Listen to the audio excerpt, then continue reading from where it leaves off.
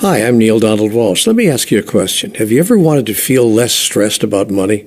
If your answer is yes, have you solved the problem at this point? If not, what do you think it would take for you to do so? Is it possible that there's something you may not fully understand about money, the understanding of which could change everything?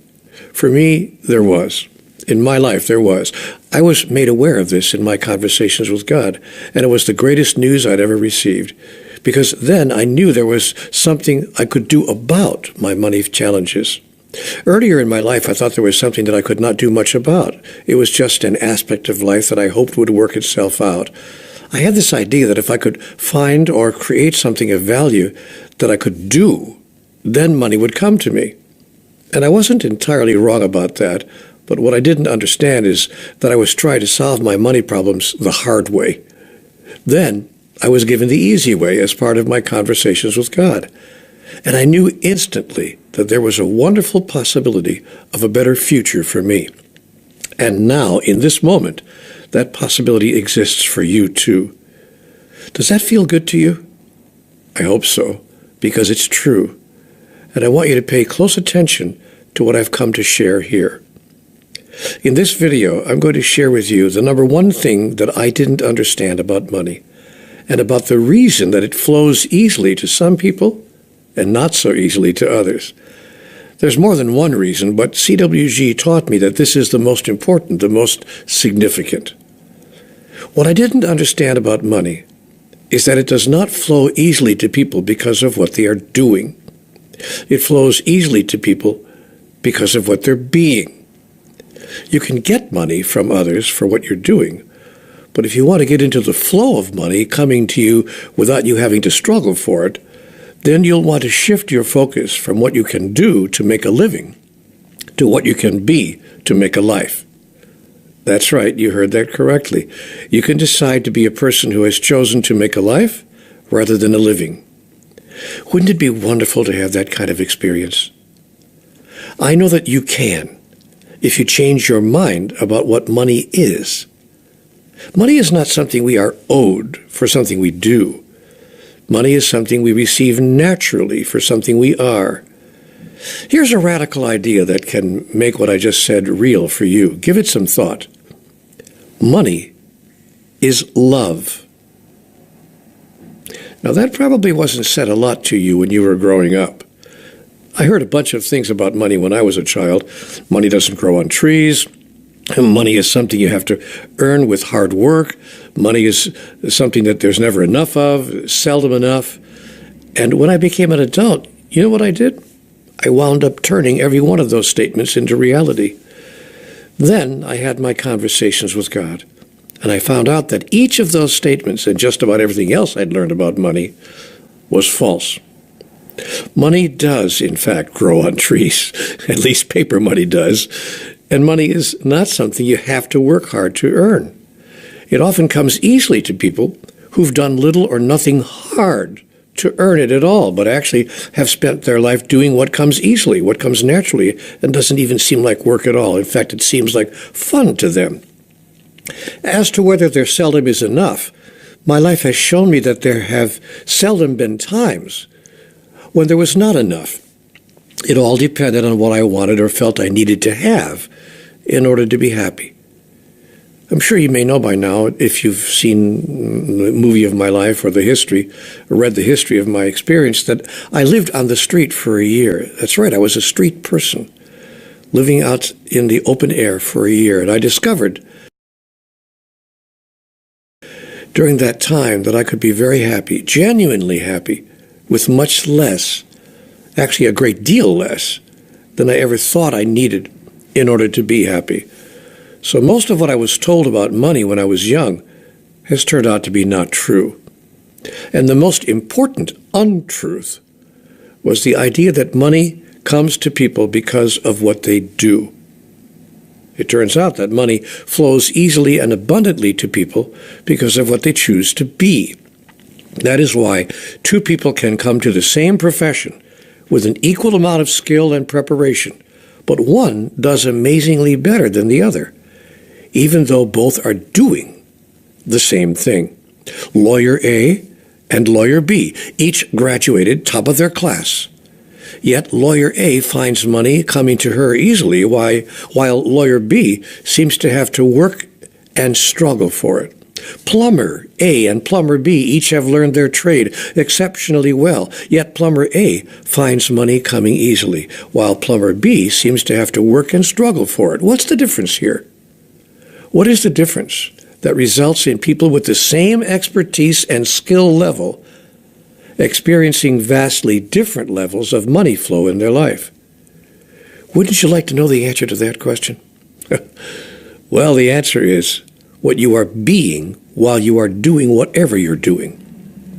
When people love what you are being, they will express their love in many ways.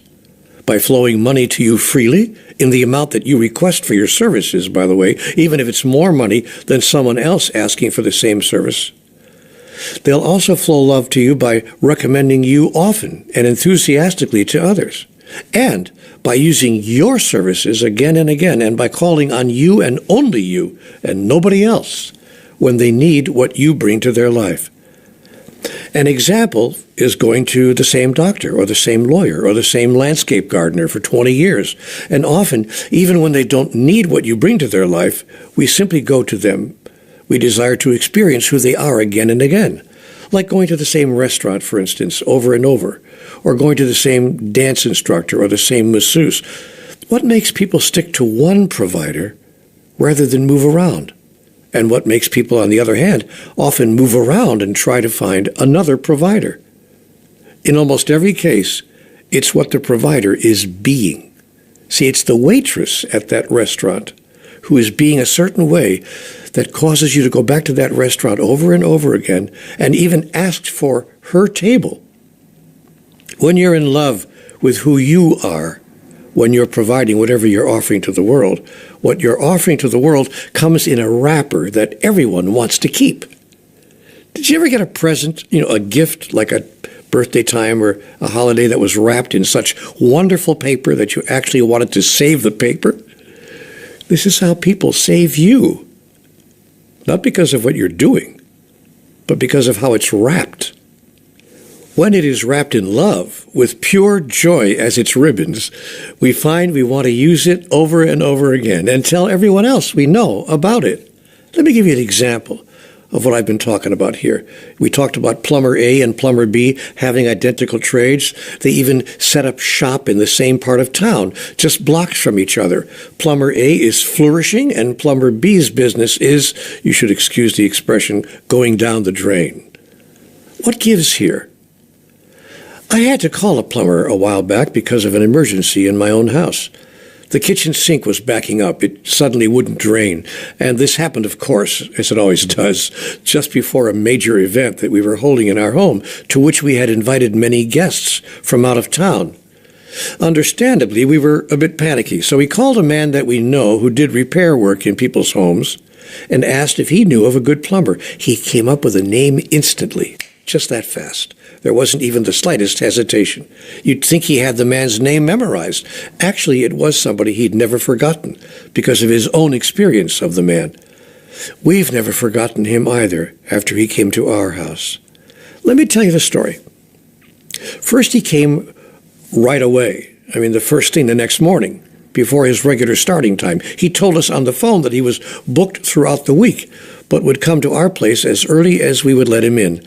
He put us way at the top of his next day's schedule, actually above the schedule. And when I said something about, oh gosh, we can't ask you to do that, he said, of course you can. You've got a real emergency here. Is 7 o'clock in the morning too early? I could be there at 6:30. He was there the next morning at 6:30 sharp. And when he came in, it was clear that he knew his life was about more than unclogging lines, replacing fittings, running pipes, or fixing leaks. He knew that his life was about being the thing called kind and helpful. That was his primary function. That was his mindset. He comes into people's lives when they're distressed, and he's there to be helpful and calming. Plumbing just happens to be the way he's expressing it. When he's in somebody's house, that's just what got him in there. It's what he's up to. It gives him entree. It gives him credential. It gives him a reason for being in somebody's house. But It is what he is being while he's in that person's house that makes all the difference. It's the way he walks up to the front door that makes a difference.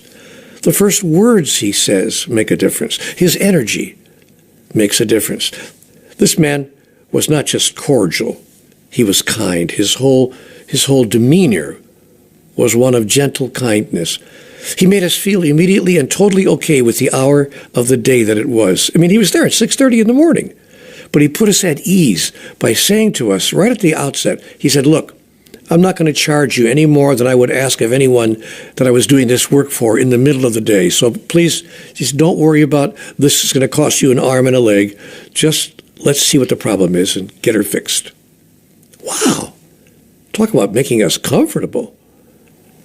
When I asked him how he came by that pleasant and very kind and easygoing attitude, he said, you know what? I just love to help people. And it doesn't matter how I'm doing it. Everybody has a way of helping everybody else. We just have to agree with ourselves to do it. This is coming to me from a plumber while he's under the sink, fixing the pipes. And he fixed everything within 30 minutes, and all the while he worked. He engaged my wife and I. We were standing around the kitchen, hopefully, and he engaged us in warm and friendly dialogue. How long had we owned the house? Do we have children? What are our occupations? Did we catch that great game on TV? He even told us a couple of clever jokes. You know, when this guy was ready to leave the house, we felt we had been visited by a friend, not serviced by a craftsman or a technician. You know, part of us didn't even want him to go.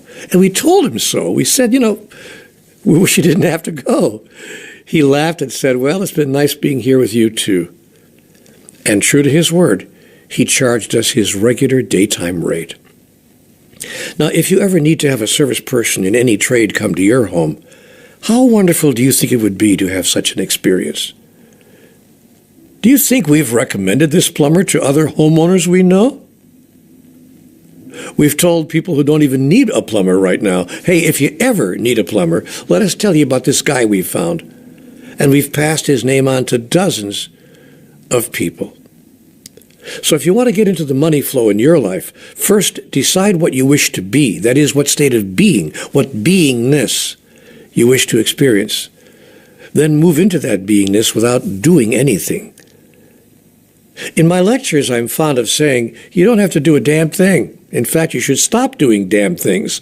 Until you do, very little will work out for you, and you'll be walking around muttering, well, I'll be damned, because you are really, in a sense, damning yourself to a life of no satisfaction and frustration. So be careful that you don't get caught up in the thought that your abundance, or what you might want to call your success in life, will come to you out of what you're doing. It will not.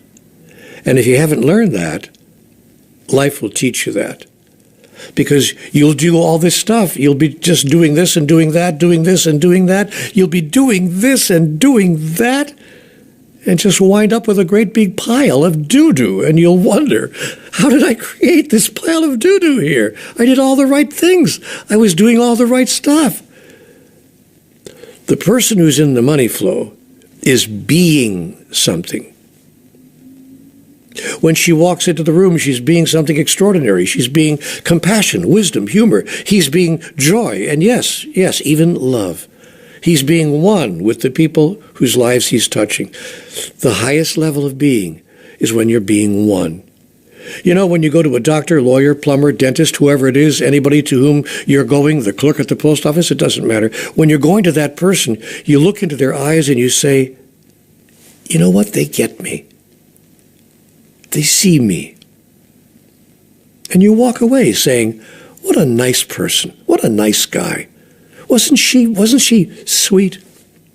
You know what I'm talking about? Did you ever have that experience? You know, when I go to the post office in the city where I live, I try to get into one particular guy's line because he's, I don't know, I just get a hit. I get a hit off of him. There's just something about him. I want to be in that person's line because I go through that line and I just get that special hit, that special something that happens. He interacts with me as though I'm more than, the next person in line. He offers something of his beingness to me. I finally actually wrote a letter to the postmaster about him. I said to the postmaster, I don't know what that guy in line number 3 has got going for him, but there's a magic going on with him, and you need to know it. He makes everybody in that lobby just magnetized and gravitate to where he is. He makes us glad to be there even if we've been waiting for a long time. I guarantee you guys, that person, that man in line number 3 gets promoted to supervisor before anyone else at that counter. I promise you. So that's the difference between lawyer A and lawyer B, plumber A and plumber B, postal clerk A and postal clerk B. Person A and person B out there on the sidewalk. That's the difference between the two. So you get to decide whether you choose to be the B person or whether you choose to be the A person. If you choose to be person A and give abundantly of all the magic that lies within you, the magic that lies outside of you will be attracted to you. So whether you're a box boy at the grocery store or a lawyer in Chicago or that plumber going to the next house to fix some kind of a pipe somewhere, if you do what you're doing in such a way that you express a wonderful aspect of yourself and call forth a wonderful aspect of the other people, the people you are serving, an aspect of them that they may not have been in touch with for a while, word of mouth will be such that your phone will soon be ringing off the hook. Now I want to tell you that what I call beingness is just one of the tools that I was given in conversations with God that helped me master wealth in my life. Understanding the true nature of what we call wealth and how it comes to us took me more than 5 or 10 minutes and invited me to explore more than one salient point. So important as this point has been, there is more to be explored on this topic. I really need more time to get into this topic fully enough to tell you all that I have been given in this wonderful CWG dialogue.